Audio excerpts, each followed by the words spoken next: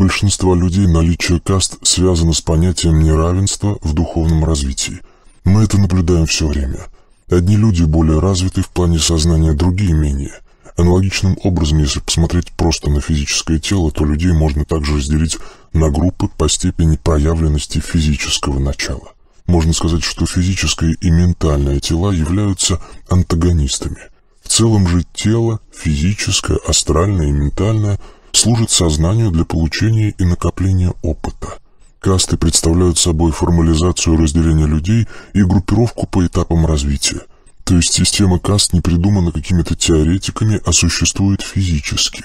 Говоря о принадлежности человека к той или иной касте, мы имеем в виду наличие определенных признаков, которые видны наблюдателю, знакомому с этой системой. Маги, видящие энергию, достаточно легко определяют касту человека, так как видят его ауру. Однако есть и обычные внешние признаки касты, которые могут быть заметны для людей, не обладающих магическим видением.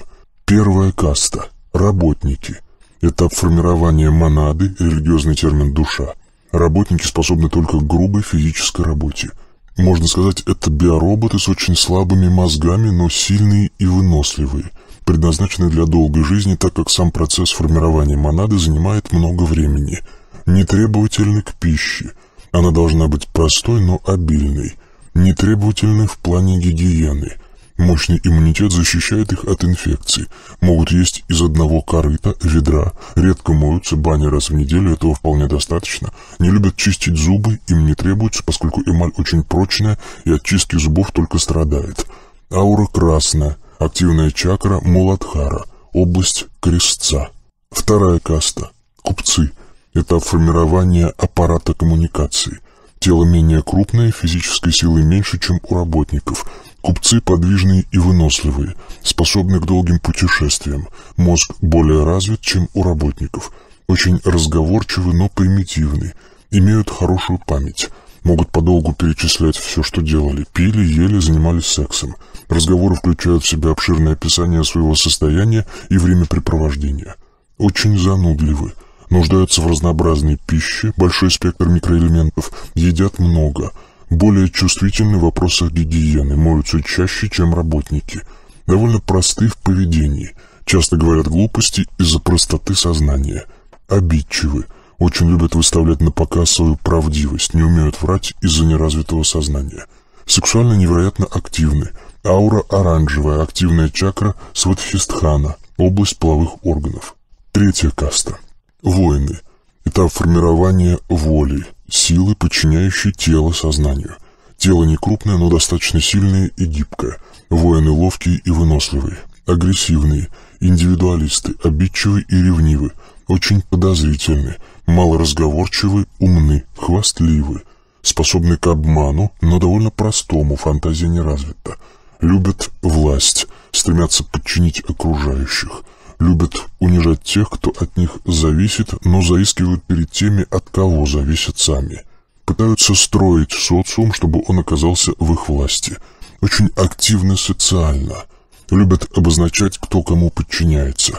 Очень избирательны в еде. Нуждаются в небольшом количестве качественной и разнообразной пищи. Брезгливы и очень привязаны к гигиене из-за низкого иммунитета. За едой соблюдают множество правил. Обращают внимание не только на еду, но и на сервировку стола. Вспыльчивы. Любят наводить страх на окружающих, орут на подчиненных, насилуют женщин. Любят подавлять и подчинять. Женщина-воин готова подчиниться только мужчине, который возьмет ее силой. Старается выбрать героя, победителя в социальном соревновании. Обожают и ценят оружие. Аура желтая. Активная чакра Манипура, область солнечного сплетения. Четвертая каста. Маги. Этап формирования сознания. Первый уровень. Экстрасенсы. Этап развития магического видения. Тело ближе к третьей касте. Экстрасенсы любят спорт и здоровый образ жизни, очень избирательны в еде. Не только нужны свежие натуральные продукты, но и имеет значение качество их энергии. Кроме того, такие люди чувствительны к энергетике жилья и ауре окружающих людей. Очень погружены в себя, в достаточной степени асоциальны, индивидуалисты, любят наводить страх на окружающих предсказанием будущих бедствий, хорошие диагносты, обладают способностью черного глаза и наведения порчи, хвастливы, склонны к фантазиям, любят обозначать значимость, перечисляя своих наиболее значимых клиентов. Аура зеленая, активная чакра анахата, область сердца. Второй уровень – целители. Имеют развитые способности к прямому воздействию своим сознанием на внешний мир. Тело склонно к полноте, малоподвижны. Практикуют сатори, практику временного выхода из тела. Запасы жира обеспечивают высокую энергетику в импульсе. Могут подолгу находиться вне тела. Обладают способностью своим сознанием изменять состояние живых объектов, сложных систем. Влияют на биоценозы и физические процессы в атмосфере и гидросфере. Обладают магическим видением в достаточной степени, чтобы видеть физиологические процессы не только в многоклеточных организмах, но и в клетках. Аура голубая. Активная чакра вишудха, область горла. Третий уровень. Алхимики. Обладают способностью своим сознанием воздействовать на неживую материю. Могут влиять на процессы и видеть, что происходит на молекулярном и атомарном уровнях. Способны к трансформациям своего тела не только на уровне формы, но и пола. Умеют выходить за пределы человеческого диапазона. В конце уровня практикуют состояние самадхи, жизни в ментальном теле вне физического тела, сопровождающейся консервацией последнего. После длительного периода накопления энергии, может длиться до десятков тысяч лет, переходит на следующий энергетический уровень Земли – вознесение в Магонию. Активная чакра аджна, область лба, третьего глаза. Четвертый уровень – демиурги, обитатели Магонии, энергетические существа. Не имеют физического тела, но могут создавать в физическом мире проекции, аватары, представляющие собой плотные астральные светящиеся тела. Управляют планетарными процессами. В пределах Земли обладают максимально возможным могуществом. Коллективные сознания, эгрегоры, сформированы на базе не только всех предшествующих воплощений данной личности, но и всех ее параллельных воплощений, отражений.